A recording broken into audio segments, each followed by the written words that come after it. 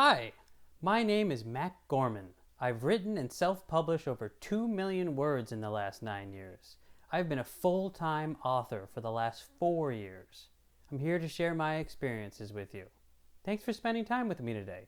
Now, time to dig into the topic. Let's talk distractions.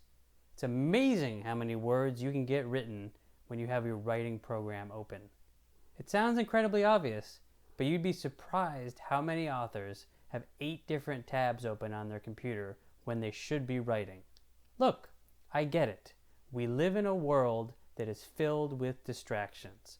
It is harder to stay focused than ever before, but you need to find a way. The more distracted you are, the longer it will take you to finish a book. Make no mistake, distractions are a productivity killer. Writing a book is hard enough without stacking the deck against yourself. Do yourself a favor.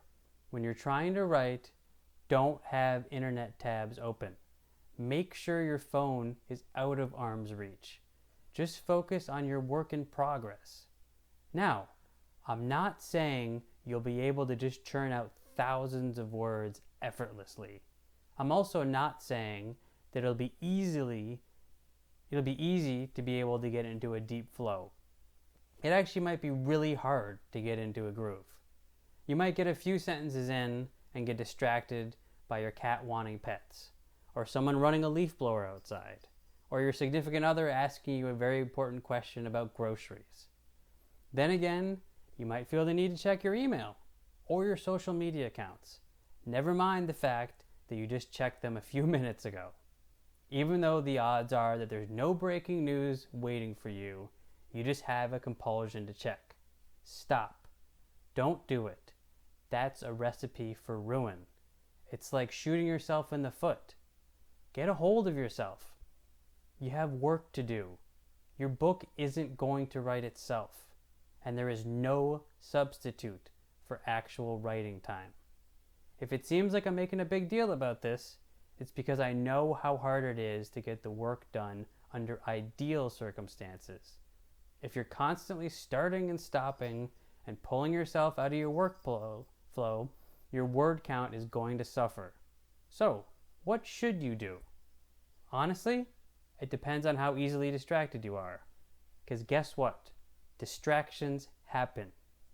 The key is to limit them as much as possible, by any means necessary. I'm not kidding here. Sometimes extreme measures need to be taken. I know. I've been there. I still struggle with this on a daily basis. In a way, this message is directed as much at myself as it is to you. We can all benefit from this talk.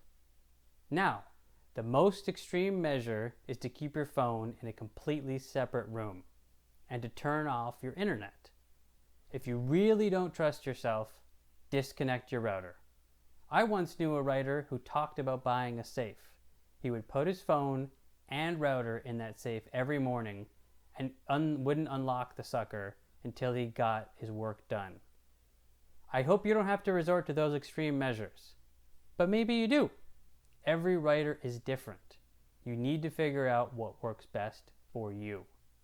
Once you have created the most distraction-free environment possible, make the most of the writing time that you just carved out. Here's 3 tips to help you out. 1. Writing sprints. 2. Figuring out what you want to write before you sit down in front of your computer. And 3. Remaining as focused on your project as possible. A writing sprint is exactly what it sounds like. It is a timed exercise where you get as many words written as humanly possible.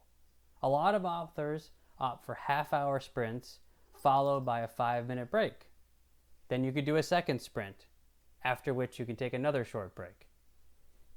If half an hour of focused writing time doesn't seem like enough, you could try an hour-long sprint. On the flip side, if you have trouble focusing, you can start out small. Do a 15-minute sprint. Once you've built up some momentum, you can work your way up to half an hour or even a full hour sprint. The second tip is to know what you want to write before you sit down in front of your computer. This can be achieved by having a thorough outline, or by visualizing scenes that you're about to write ahead of time. If you have worked out a lot of the details before you begin, when you actually start writing, the guesswork has already been done. In effect, you end up transcribing a scene that already exists in your head. If you don't happen to have a thorough outline, no problem. Just take a few minutes before you start to think about your scene. Sketching out even a rough outline can be a real benefit. This can work even if you're a discovery writer. If you are the type of author that likes to fly by the seat of your pants, the idea of outlining might be really difficult to swallow. Just know that even a kernel of an idea can be the spark that you need to propel your writing. The third tip is to keep your writing time as focused as possible. If you do happen to get stuck or you become distracted, don't go down a rabbit hole. Don't let things spiral out of control. Just start staring at your word processor again, and try to dive back into your story. You really want to make your time count. A final bonus tip is to harness the power of accountability.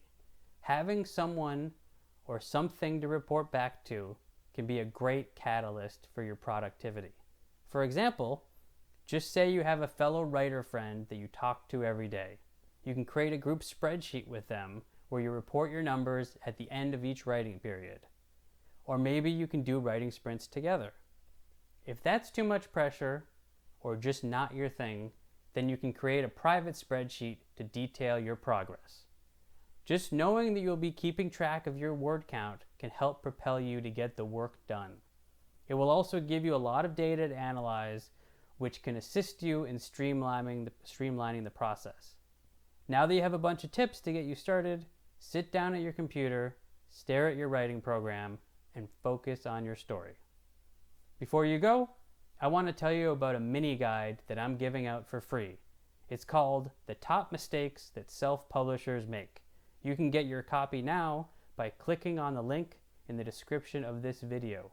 Download your copy now. Don't miss this opportunity.